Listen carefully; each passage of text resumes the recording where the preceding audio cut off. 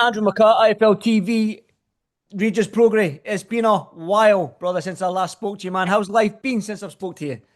Oh man, life be up and down, just like life is supposed to be. But for the most part, bro, everything good, bro. I've been in Vegas for a while. I've been training, and so for me, when I got the call, it was like a no-brainer.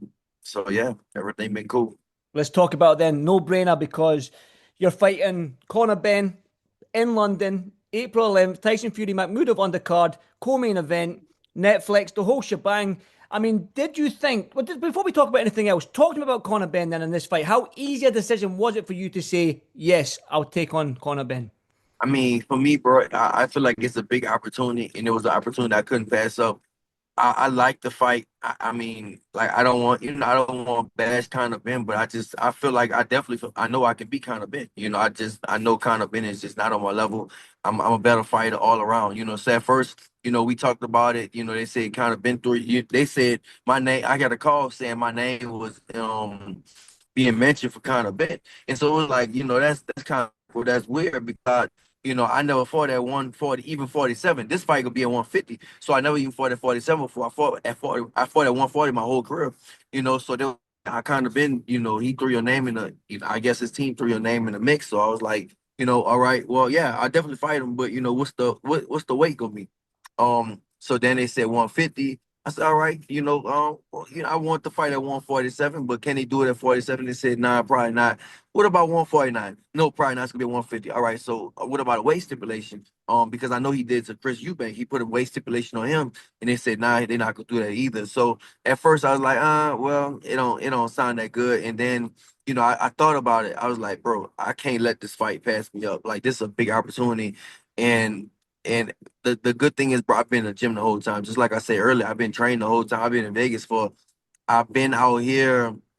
I don't know. I had some camps. I was because I was supposed to fight Honor Barboza, and the fight didn't go through. And then they said Frank Martin name, and they said it on 3 weeks notice. And of course, that wasn't gonna happen. And I just felt like something big was gonna happen, and it's happened. And so that's why I was like, bro. I called my manager. I was like, bro, get the fight. Just get the fight made. Of course, because the weight we got a few more dollars and stuff like that. But I said, bro, just make the fight happen, and they made it happen.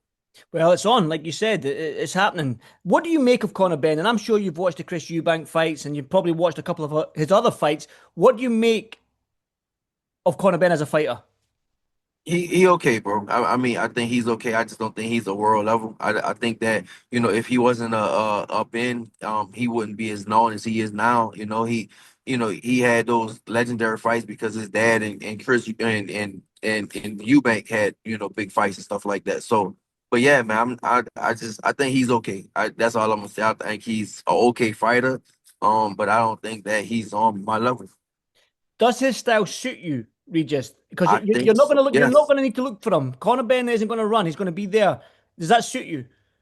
I think so. I do feel like it. So I mean, the thing is, we saying that, but fight night it might be a different thing. He might try to box him. I don't know what he gonna try to do, but I think that I'll be ready for everything. And I know that I'll be ready for it. Whatever he brings, I'll be ready for it. I've been training for this, and I'll be ready for whatever he brings to the table.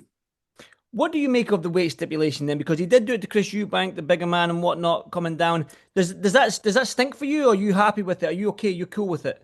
I'm cool. I mean, listen, I told him to make the fight happen. I felt like if I didn't believe myself, I wouldn't make the fight happen. So I definitely believe myself. And I said, look, at first, of course, I thought at first it could have been a little fair if he would have did it because he did do it to Chris Eubank.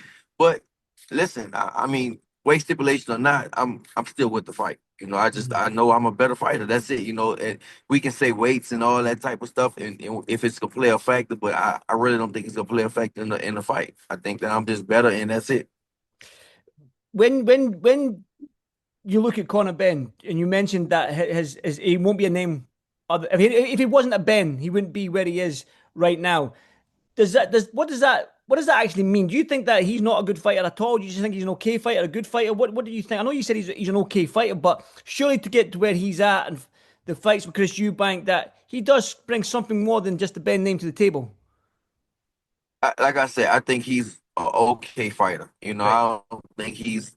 I think he's okay. I don't think he's not. I wouldn't say he's bad, but I wouldn't say he's like really good either. I don't think. I don't think he's on the world level. I think if I'm not mistaken, He's never won a world title before. I won a world title twice, number one in the world twice. And, even not even just him, I don't even think Chris Eubank won a world title before, and so they're not, I think they're, okay fighters for being over there. But like I'm on the world level. It's levels to these fight games, and I know that I'm on a different level. That's all. Like I said, I think Conor Benn a decent fighter.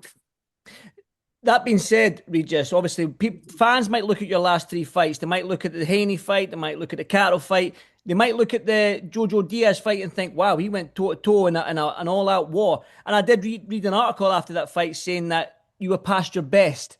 Now, what do you say to the fans that are going to think to you, that are looking at this fight and thinking, yeah, Regis is 37 years old. He ain't going to be a world champion again. He was at the top one time, but now he's past his best. What do you say to these fans? I mean, listen, the fans always gonna say what they're gonna say. I'm looking forward to like spoiling everybody's plans. That's the thing. Like I know, with the JoJo fight. First off, I feel like, well, let's talk about that. I did overtrain for that fight. I know I did. I really, really overtrained. I trained my ass off for that fight, and I just trained way, way too long, too hard, and way too long. And one thing I wanted to do is like I feel like with this, I'm gonna be way more comfortable. I can hold on to my weight. I don't have to make one. I did want to be a champion at 140 again, but I feel like, man, that's not happening. At 140, that around that's just too small. I'm doing all that, but I nevertheless, man, with the JoJo fight, I definitely feel like I overtrained, and it was my first time. It was my first camp being in Vegas and just doing all that stuff. So now I'm kind of adjusted, and it's gonna be. I feel like it's gonna be a big time resurgence, and I feel like I'm gonna look way way better. The last time you were in London was against a friend of mine, Josh Taylor. Is this a redemption? Is this, I'm going back there to get that W? Yes, sir. Third time's a charm. Oh, Gotta be Jack Cattle as well. Well, the two times you fought in the UK, you fought UK fighters and you've come up short in two very, very entertaining fights. right. Like you say, third time a charm. Third time a charm, bro. Third time a charm. Gotta be. Third time a charm, and then after that, maybe come back after that. It depends. It depends what type of money they got for me out there. But third time is the charm, especially with a fight like this. Um, especially like I said, those last times I had to fight at 140, making those weights, and I was like, nah, that's not.